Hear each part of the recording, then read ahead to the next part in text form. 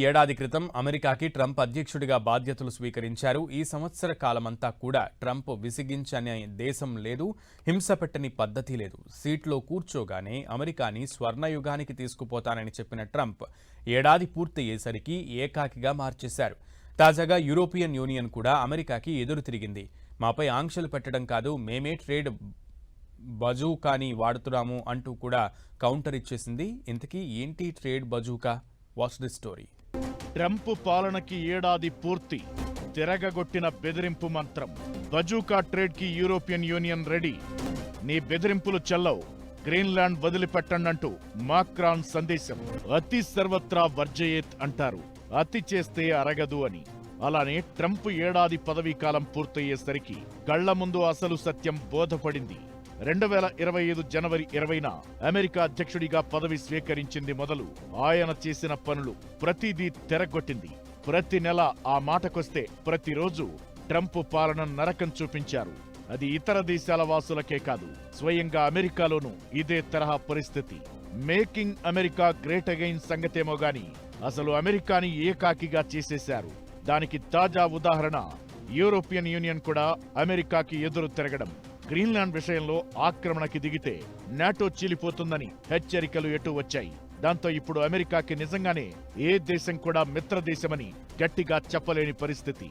ఏడాది పాలనలో Donald Trump ఏం ఊడబొడిచారయ్యా అంటే ఇది చెప్పుకునేది.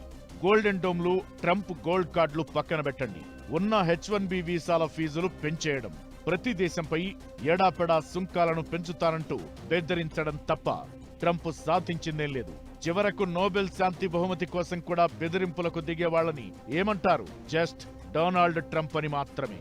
తాజాగా నార్వే దేశానికి కూడా ఈ తరహాలోనే ట్రంప్ సందేశం పంపారు. ఇక గ్రీన్లాండ్ వదిలిపెట్టమని ఫ్రాన్స్ ప్రెసిడెంట్ ఎమాన్యుయల్ మాక్రాన్ స్పష్టంగా ట్రంప్ కి సందేశం పంపడంతో ట్రంప్ బెదిరింపుల ధోరణిని ఎవడూ కేర్ చేయడం లేదని స్పష్టంగా తేలిపోయింది. గాజా పీస్ బోర్డులో చేరమని మాక్రాన్ని ట్రంప్ ఆహ్వానించగా ఆయన దాన్ని తిరస్కరించారు. దీనిపై స్పందించమని అడగ్గా ట్రంప్ రియాక్షన్ డిఫరెంట్ గా ఉంది. అసలు ఆయన్ని చేరమని ఎవరూ అడగలేదు, ఎందుకంటే ఆయన పదవి నుంచి దిగిపోతున్నాడు. నేను ఫ్రాన్స్ షాంపేన్ వైన్ పై 200% టారిఫ్ వేస్తా, అప్పుడు మాక్రాన్ బోర్డులో జాయిన్ అవుతాడంటూ ట్రంప్ చెప్పారు. అయితే దీన్ని కూడా మాక్రాన్ ఖండించారు. అసలు దేశాధ్యక్షుల మధ్య జరిగిన టెక్స్ట్ మెసేజ్లను ట్రంప్ ఓపెన్ గా చూపించడమే ఆయన మైండ్ సెట్ కి నిదర్శనం.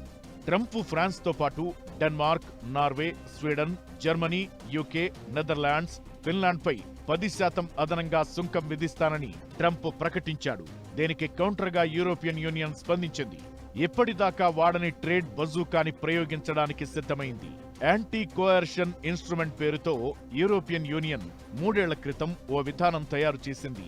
దీని ప్రకారం యూరోపియన్ యూనియన్ దేశాలపై ఇతర దేశాలు ఆర్థికంగా ఒత్తిడి తీసుకొస్తే దానికి వ్యతిరేకంగా తాము పన్నులు విధించడం, అలానే ఆ దేశాల వ్యాపారాన్ని, ఉత్పత్తులను EUలో నిషేధించడం వంటి చర్యలు ఉంటాయి. ఇప్పటిదాకా ఇలాంటి ట్రేడ్ బజూకాని యూరోపియన్ యూనియన్ వాడలేదు. అమెరికా యూరోపియన్ యూనియన్ నుంచి ఫార్మా ఉత్పత్తులు, మెషినరీ, హైటెక్ ఎక్విప్మెంట్ దిగుమతి చేసుకుంటుంది. ఈ ట్రేడ్ బజూకా ఆయుధం కనుక వాడితే ఈ ఉత్పత్తులు అమెరికాకి ఆగిపోతాయి.